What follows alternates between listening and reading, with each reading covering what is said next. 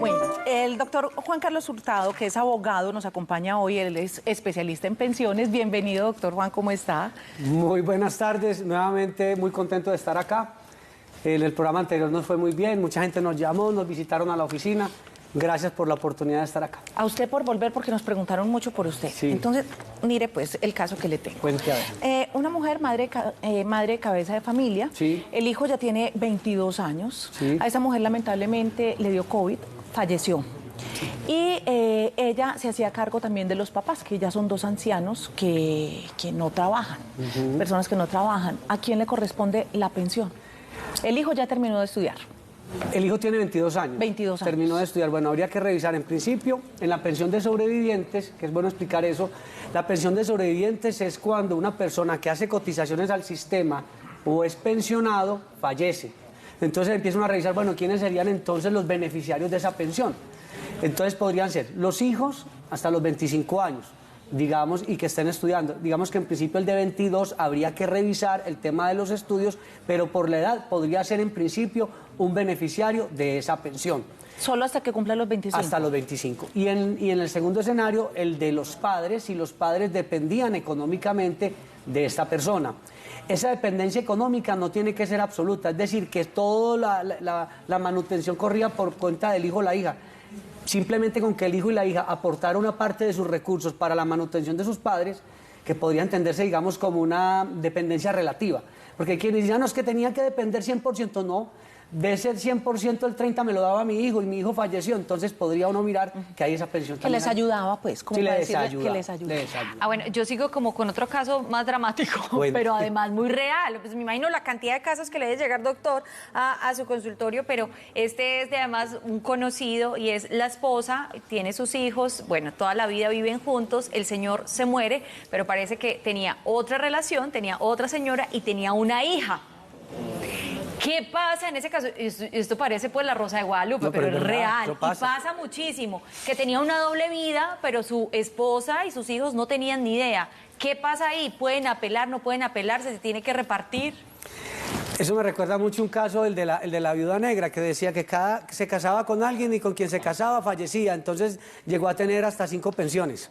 Ah, no, pero esa no es la negra, esa es la viuda alegre. La viuda negra, como con 5 tanta pensiones. pensión. Sí. Habría que revisar los escenarios.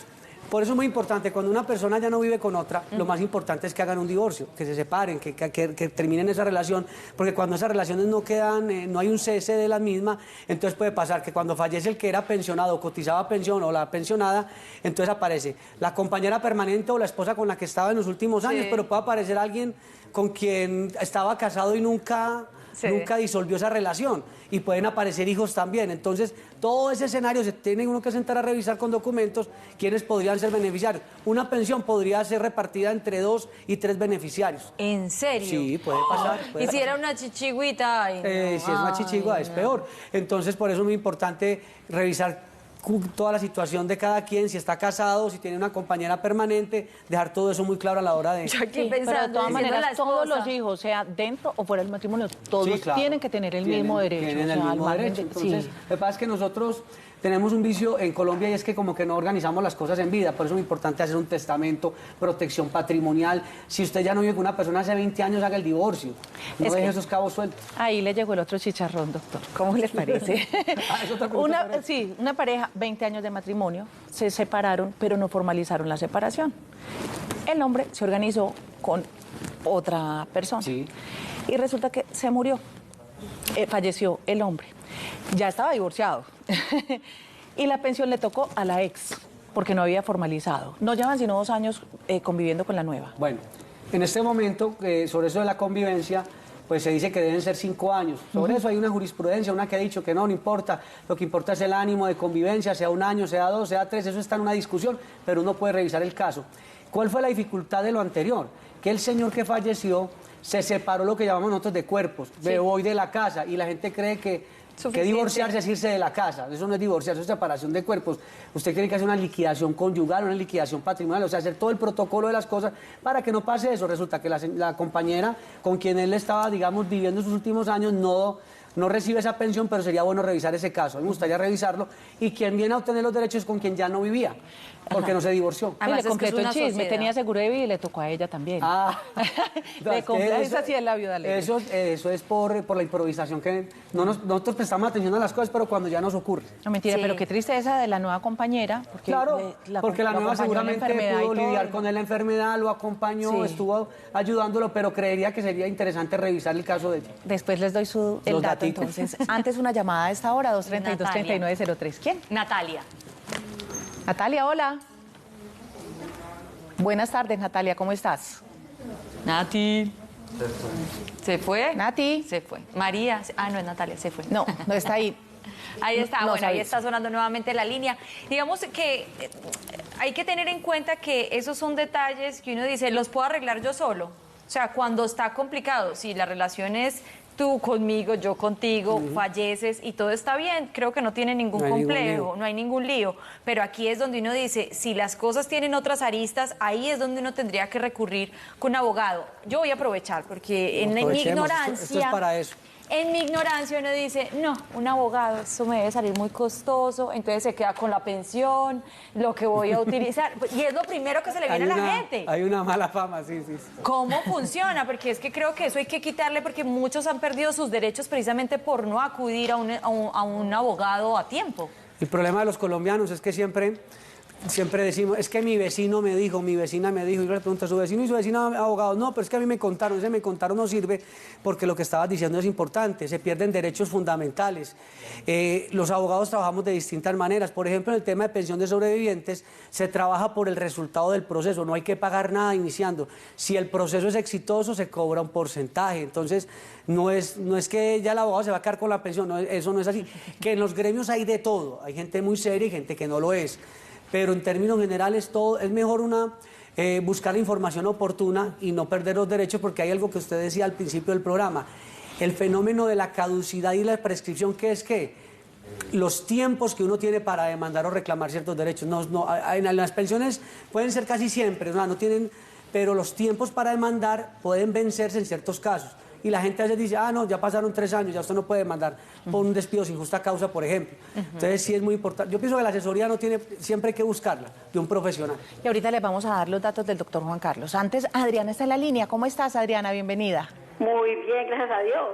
Muy buenas tardes. Nos alegra que estés ahí, siempre en sintonía y que el programa pueda resultar muy útil para ti. ¿Cuál es tu consulta? Súper, gracias a Dios. Dios la bendiga a ustedes, al programa, a Teleantioquia, por siempre estar ahí con nosotros pendientes. Ay, tan bella. Muchas gracias, claro que sí. ¿Cuál es tu consulta?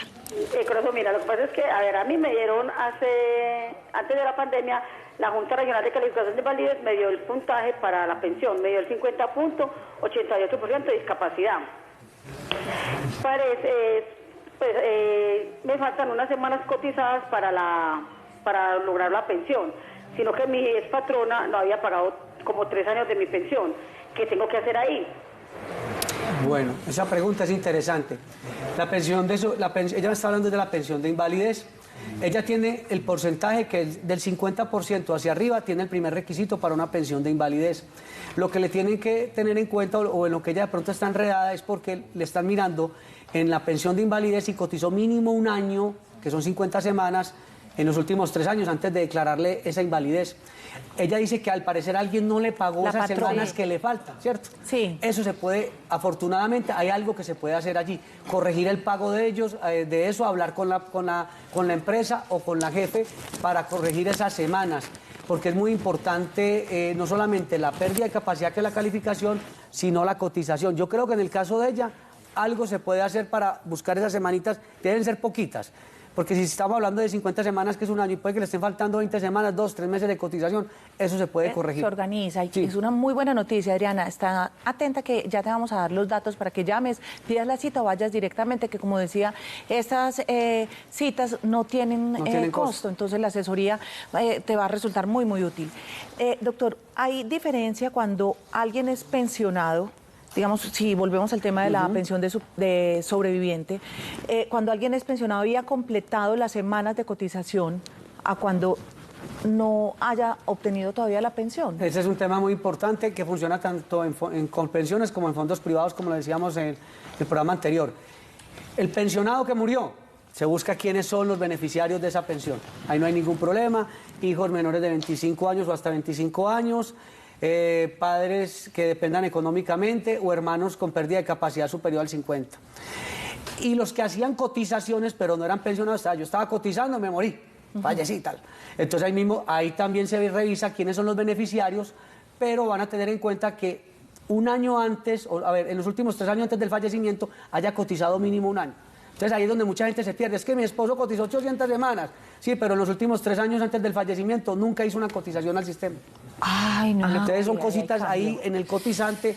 Hay unos temas técnicos que se puede perder la pensión. Doctor, con los cambios que se dan permanentemente y las iniciativas de proyectos de ley también que permanentemente se presentan y que en muchos casos pretenden cambiar el actual sistema de pensiones, digamos, las pensiones de este tipo de sobrevivientes también podrían verse afectadas, o sea, cuando ya hay alguien que está recibiendo la pensión o está en trámite, podrían verse afectadas en caso tal de que las leyes cambien. Bueno, de reforma pensional se ha hablado mucho, de aumentar edades, de aumentar semanas de cotización, de la pensión de sobrevivientes, de la pensión de invalidez, pero hoy todo está con la misma normativa, no ha habido cambios trascendentales. De hecho, hay una buena noticia y es que lo que mencionaba hace algunos minutos, en la pensión de sobrevivientes la estaban negando porque decían que no había una dependencia económica absoluta de quien falleció. No tiene que ser el 100% de la dependencia económica. Si ese hijo o esa hija, en el caso de los padres, aportaba y ayudaba en esa manutención, se puede pelear eso porque ya hay sentencias de las altas cortes que la han podido que ayudan a concederle. Bueno, aquí los datos del doctor Juan Carlos Hurtado que los están pidiendo y necesitando. Tomen nota, pues, o tomen nota. Péguenle un poncherazo ahí con el celular. Importantísimo. Los datos. La oficina es en el edificio del Café, oficina 1903, pero deben pedir la cita. Llegaron muchas personas y como tenemos una agenda de trabajo muy apretada, yo simplemente les digo, pidan la cita. ¿Dónde? Línea de WhatsApp, 301-786-9136. Hay una línea única, 444-5314, con el nuevo indicativo que hay. 604. El 604, hay un correo electrónico, granciudadmedellin@gmail.com. Estamos en el edificio del Café, pero pidan primero la cita porque les debemos pedir documentos para que no lleguen, como se dice popularmente, a quemarropa. No tiene ningún costo la consulta. Repetimos las líneas. El WhatsApp, 301-786-9136. Ese no cambia con la nueva marcación. Si van a llamar de celular a fijo, ponen antes entonces el 604. 604-444-5314. El correo, granciudadmedellin@gmail.com. Y están en el edificio del Café, pero ya saben que piden antes la cita. Que nos busquen porque nos han preguntado mucho, que nos busquen, que allí estamos nosotros para brindarle asesoría. Listo, doctor. Como estamos seguros que usted va a volver, que vayan preparando las consultas, que nos las manden tranquilamente por Instagram, como quieran, que apenas vuelva el doctor Juan Carlos, le trasladamos todas las inquietudes que de pronto hoy se nos quedan. Claro. Que es imposible. Lucero, muchísimas gracias, Sandra, muy amables. Y estaremos atentos la próxima semana para atender todas las inquietudes que tengan. Gracias, doctor. Imagínense que el doctor y yo somos vecinos. Vivimos en el mismo edificio, nos vemos más aquí en el canal. ¿Sí o no? Esa es la rutina del estrés que mantenemos todos y el corre-corre. ¿Todo le parece? Entonces, hasta la próxima, vecino. Hasta la próxima. Voy en estos días por una tacita de azúcar. Se me cae el azúcar, ya sé dónde voy.